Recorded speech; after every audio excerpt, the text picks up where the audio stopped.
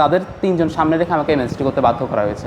তো তারা এই মেসেজগুলো নিয়ে নোংরামি শুরু করেছে। ছাত্রলীগের প্লেকার শেয়ার করেছিলেন, ছাত্রলীগ করেছিলেন, উনিও ছাত্র দলের যোগ্য হবে। এখানে আমরা সবাই বাধ্য ছিলাম, সেখানে তারা আমাদের নামে ঢালাওভাবে পুরো দেশে প্রোপাগান্ডা ছড়াচ্ছে। ঢাকা বিশ্ববিদ্যালয়ের শিক্ষার্থীরা কি এতই বোকা যে একজন নিপীড়ককে তারা তাদের নির্বাচিত প্রতিনিধি করবে? হয়তো আমার কাছে পরাজিত হয়েছে, এই কারণে হয়তো তাদের ব্যক্তিগত ক্ষোভ থেকে তারা এই কাজগুলো করতে পারে বলে আমার বিশ্বাস।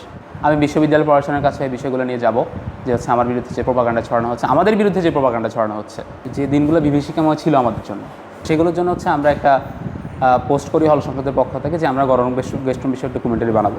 কিন্তু আমাদের ছাত্রদলের ভাইয়েরা সেই ডকুমেন্টারি সৃষ্টিতে বাধা সৃষ্টি করে এবং তারা আমাদের কয়েকজনকে হলের শিক্ষার্থী যারা আছি তাদেরকে ব্যক্তিগত রাজনৈতিক আক্রমণের জন্য তারা প্রোপাগান্ডা ছড়ানো শুরু করে। তারা এই যে কিছু মেসেজ তারা স্ক্রিনশট নেয়, যে আমাদের সেকেন্ড ইয়ারে থাকাকালীন, সেকেন্ড ইয়ার ফার্স্ট ইয়ারে থাকাকালীন, যেগুলো আমরা নিতান্ত সিনিয়রদের চাপে পড়ে দিতে বাধ্য হয়েছিলাম। এবং আমার একটা মেসেজ তারা 4 বছরে পেয়েছে। হ্যাঁ, তো এটা ধরেই তারা আমাকে নিপীড়ক বা অন্য কিছু এগুলো বলার চেষ্টা করেছে। এবং আমাদের মধ্যে যারাই আছে এখানে সবাইকে তারা এরকম অভিযুক্ত করার চেষ্টা করেছে। কিন্তু আমরা যারা হলে ছিলাম তারা সবাই জানে যে আমাদেরকে এগুলো করেই হলে থাকতে হতো। আমরা যারা মধ্যবিত্ত নিম্ন মধ্যবিত্ত ঘরের সন্তান, যারা মফস্বল থেকে উঠে আসা, তাদের থাকার কোনো জায়গা নেই। তারা এই ছাত্রলীগের গণরুম গেস্টরুম নির্যাতন সহ্য করেই তারা হলে থাকতে হতো। এবং আমি যে মেসেজটি করেছিলাম এই যে নভেম্বর 23 সালে, 4 নভেম্বর 23 সালে, সেটা আমাকে গেস্টরুম নেওয়া হয়েছিল সেদিন রাতে। এর পরের দিন এসে আমি এই মেসেজটা করতে হয়েছে তাদের উপস্থিতি থেকে, তাদের তিনজন সামনে রেখে আমাকে এই মেসেজটি করতে বাধ্য করা হয়েছে। এবং আমাদেরকে আমরা যারা নির্যাতিত ছিলাম, আমরা যারা গেস্টরুম গণরুম এগুলোর বিরুদ্ধে ছিলাম, তাদেরকে অ্যাসাইন করে দেওয়া হয়েছে যে তোমরা এই কাজগুলো করতে হবে। তো তারা এই মেসেজগুলো নিয়ে নোংরামি শুরু করেছে। এখন আমি যদি এই সব কিছু আমরা দেখতে যাই, তাহলে ছাত্রদলের যারা নেতাকর্মী আছেন বর্তমানে তারাও কিন্তু এর সাথে কানেক্টেড। আপনি যদি দেখেন এখানে এই আশফিরান আশিক, তিনি যোগ্য আহ্বায়ক জরুরকল ছাত্রদলের, তিনি এই যে মেসেজটি করেছিলেন যে গেস্টরুমে আসার জন্য, তিনি মনি হয়ে আছেন গেস্টরুম নিতে তৎকালীন মেসেজে।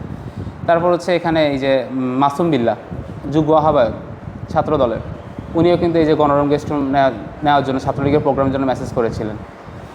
তারপর এখানে জিন্না, উনিও এই যে ছাত্রলীগের প্রোগ্রামে গিয়েছিলেন, ছাত্রলীগের প্লেকার শেয়ার করেছিলেন, ছাত্রলীগ করেছিলেন, উনিও ছাত্রদলের যোগ্য আহ্বায়ক। যে বিষয়গুলো নিয়ে আমরা সবাই ভুক্তভোগী, সেই বিষয়গুলো নিয়ে কেন তারা ব্যক্তিগত পর্যায়ে আক্রমণ করে শুধুমাত্র আমাদেরকে কলুষিত করার জন্য?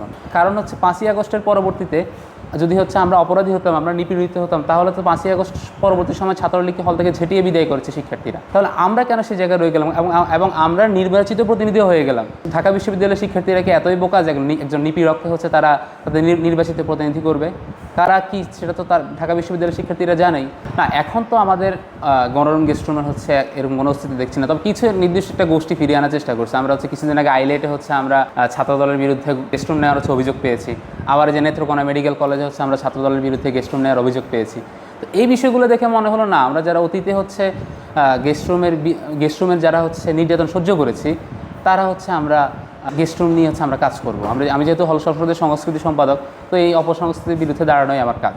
চেষ্টা করেছি, হল সংসদ চেষ্টা করেছি যে আমরা গণরুম গেস্টরুম বিষয়ে ডকুমেন্টারি বানাবো, কিন্তু তারা ব্যক্তিগত পর্যায়ে নিয়ে এটা ব্যক্তিগত রাজনৈতিক নোংরামি শুরু করেছে এবং সম্পূর্ণ ইচ্ছাকৃতভাবে যেখানে আমরা সবাই বাধ্য ছিলাম, সেখানে তারা আমাদের নামে ঢালাওভাবে পুরো দেশে প্রোপাগান্ডা ছড়াচ্ছে। আপাতত তাদেরকে জানিয়েছি, তাদেরকে ইনফর্ম করেছি যে বিষয়গুলো, তো তারপর হল প্রশাসনকে জানিয়েছি।